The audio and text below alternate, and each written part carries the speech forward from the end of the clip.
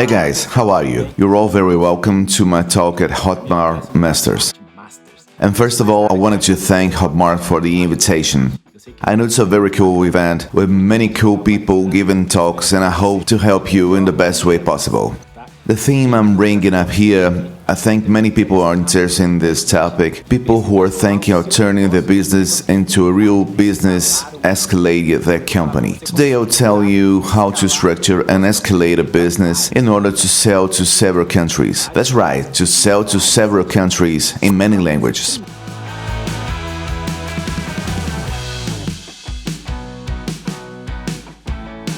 What do you think you have to have related to the business model and related to the company, so you can be prepared to take over the world? Let's go. Some of the things might look silly, might look small, but they are super relevant and important. So write this down, alright? The first thing is to have a 360 degrees vision of your niche. I don't even have to tell you this. You already should have this from the beginning. To know who are your competitors, what are the struggles, the products, the journey, that you have different clients between them, that each one of them had a type of journey, that some clients are multi-buyers, others aren't. Some of them start from your most expensive product, then they go to the cheapest, others really go through one after the other. I know many people think about steps when they design the product. As for myself, I'd rather think about a running machine where each one of them go and pick whatever they want. I always use Apple's as an example because I didn't start buying Apple's AirPods to then buy the iPhone and then buy a MacBook. I started from the MacBook, for instance, and then I ended up as someone who has a bunch of stuff from them and bought other products, but I also could have bought none of them, or just one, or all of them at once. So you have several clients, and each one of them has a way to act. But you need to understand your market as a whole to track your market.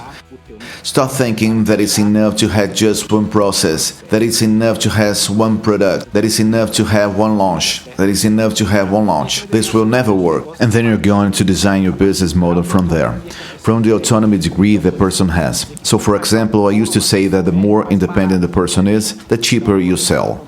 So if the person bought an ebook, they are very independent. They'll sell their whole lives because they bought an ebook and they read it and they're already capable of doing it by themselves. In a one-on-one consultation, that person isn't independent at all. They want you to do everything for them. So design everything you have to each one of these clients and start to think about what are the several ways for acquisition of clients. What do you mean by several ways for acquisition of clients, Bruno? Maybe you're a launch guy, maybe you're a perpetual guy, but take a look at what I listed for you here. We have launch, perpetual, subscription, funnels, challenges, meteoricals, coaching, mastermind, consulting, one-on-one. We have many things to sell to our clients. And you have a company, not a product. A company has several products. A company has several ways of acquiring a client. Coca-Cola sells a Coke just for you who goes and buys it somewhere. It sells a whole lot for a supermarket. It sells in bars. So it has several ways of acquiring clients. Oh, Bruno, but do I have to take my whole company overseas? Do I have to take the whole business model overseas? No, you're going to take whatever it is that you do best. What's your best product today? Which one is the best ranked, the best offer, that you already validated the offer, that your clients really like? You take it first. Because it's easier, you already know it's good, you already know it works, you already know that it's in case in this moment it's best to take the launch, or it's best to take the perpetual, or the challenge, or whatever it is, the meteorical, but know that you take the other ones gradually. The others are going to go too. So when you design the business model, you take your company overseas, you take your business model overseas. Even if you go through 8 months, 1 year, selling just one thing, you know where you're going to get. You already know where you want to be at some point. And after you understand all of this, that you take all of this overseas, you can also change it.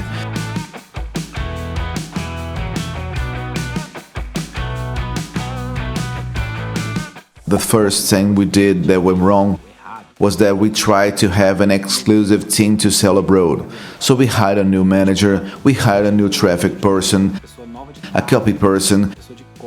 We structured everything to be able to sell abroad with our own team. And it was a shot in the water. because we have a good expertise ourselves in Brazil. I don't know if you watching me is in Spain or Mexico or in Colombia, regardless of where you are. I'm not saying hire everyone in Brazil. I'm saying hire the people with whom you're used to working, people who have to do with your culture at the time, because it's easier to make your team and adapt your team to be able to sell abroad than to set up a whole team abroad. I've already made a mistake. You don't have to make it too. Just do it the way we did. Each one of us will design a company the way it's best suited. In my case, for example, we have worked hard, but we are in the moment of life when we do not create new products, we do not innovate, we do not launch new things if they hinder our way of life. So we design it the way we want our company to be. It is a home office company. We have several employees in Brazil, but some in Venezuela. They are not all bilingual. When we started this process, no one spoke Spanish, not even us. We found a person in Venezuela who became a support and started translating things. We used all the things from Brazil, simply translated, and then we did something that is really cool for you to do, which is to invest in our team, to train your team. So can your traffic guy do it all over the world?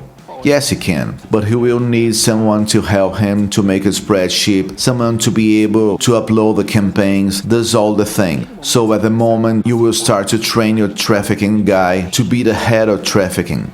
Your copy person, your automated person, they're the person who sends email, takes care of mini chat, takes care of this, of that. Can they take care of everything by themselves? Yes, they can. But you're going to train them so they can be the head of a copy, of automation, of a sending of all of these things. Therefore, each one of them can have another person below them. And maybe you're listening to me right now and you say, "Dan, but I'm the one-man company. I have one-man team." Look, when we first started, it was just like that. I started in the digital market in 2013. Tati began in 2014, but each one of us did everything. I created the pages, the advertisement, I did video editing, I did everything. It's alright, okay? But you have to organize yourself so you can grow. And how do you do it? You track your process, you organize this. Your process needs to be alright. You start training your team. Today we have a Spanish teacher who gives a Spanish class for our team, for the ones who want to learn Spanish. Soon we will start to do this with English too, because you already sell in English too. So it's better for you to train your team than to bring the people you think are capable. Bring the people who are inside your culture, start working on this with them, and start taking them abroad.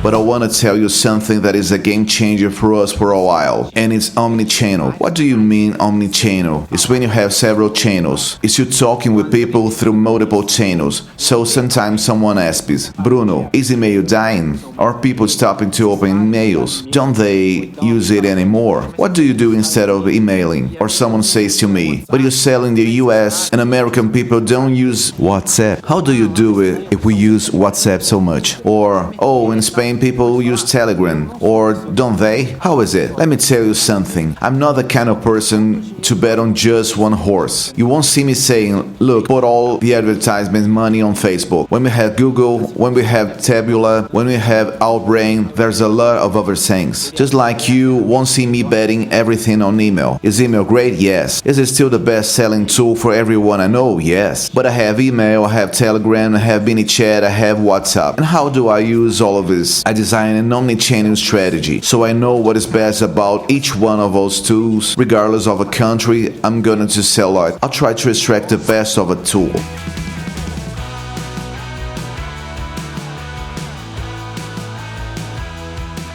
So you need to study a few things before you can internationalize. And I made a little list here that help you, because it helped me a lot. First, what's the income of the countries where you're selling? To sell in Spanish, for example, you have from Spain, which has a great income per capita, to some Latin American countries that have a really low income per capita. So what is the income per capita of each of those countries? In Brazil, it's from average to the top, but there are some of them that have a much greater income. What's that population size? Because, for instance, when we first started to sell, we had a ROI 14 in Uruguay, but Uruguay is a small country. What's the population size?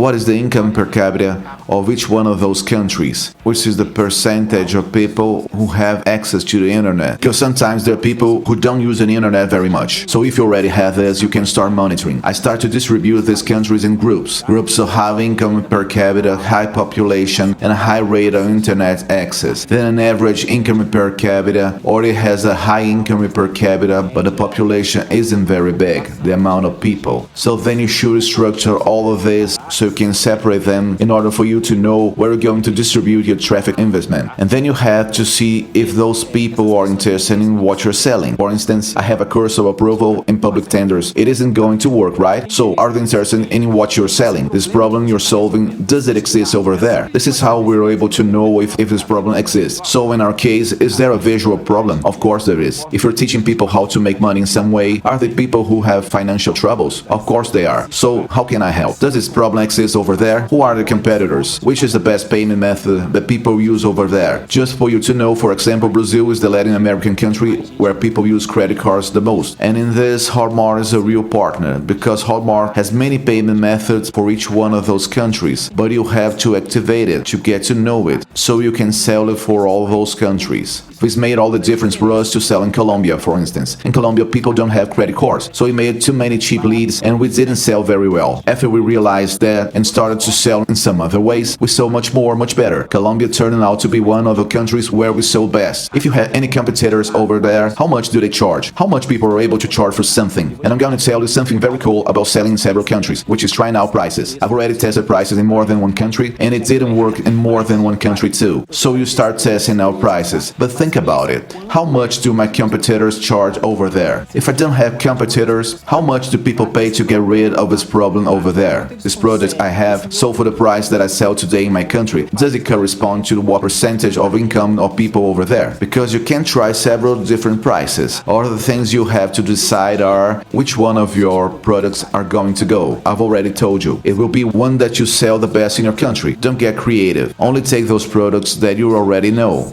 A very cool thing is, are you going to get a license for your product? Or are you going to take it yourself? Or are you going to buy some competitor of yours? Are you going to hire someone? Because in our case, for example, we went in Spanish and English, but Tati is a specialist. She learned how to speak Spanish. She didn't know it was hard. At the beginning, we needed to use a teleprompter. Recorded it, it worked. In English, she had more difficulties. When we start selling in Russian, it won't be her. She won't learn Russian. And then what? What will you do? Will you hire someone to speak? Are you going to license it? Are you going to do a voiceover? This is a decision that you have to make now, at the beginning. How we're going to create content related to that. And I'm going to give you a nice tip here. We started to make events abroad. So we made events, we recorded the whole event, and that turned into content for months and months. Another thing you have to decide, what is your war budget? We separated a budget that wouldn't kill our company. It wouldn't give us a heart attack. If it wouldn't work, what would we do? So we could invest that money. Also, because this was some money that didn't hurt us to invest it, we made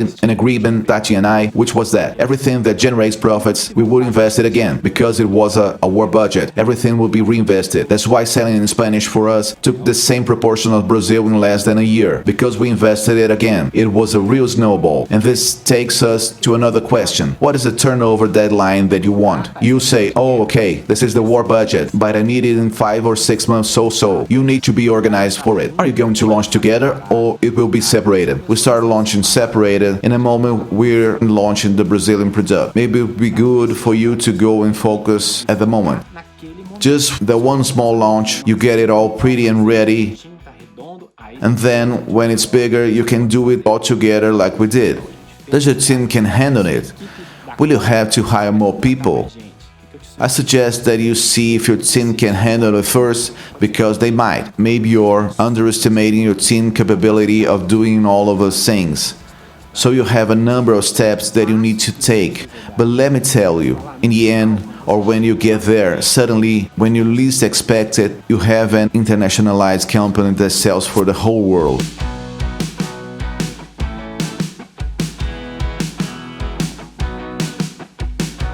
So I have an invitation for you. That is for you to get out of this Hotmart Master talk and you start structuring. You list what are the 4 countries you want to sell to. What are the changes you need to make in your company? Do I need to hire 2 more people? Do I need to hire 1 more person? Write down a date, throw your wallet to the other side of the fence and go get it. Go get it because it's going to make a huge difference and you will see that isn't hard. It looks hard because I talked about this and that, but it's not hard. Hard is to stay where you are today. Maybe it was hard to get where you already are because you already created a product, you already did many things. Now to replicate the same product in another country is much easier than it was to do it at the first time. So just take it and go, alright? And then tell me how it was. Write down below, send it to me, and I'm available to help you in whatever you want. A huge hug and God bless you.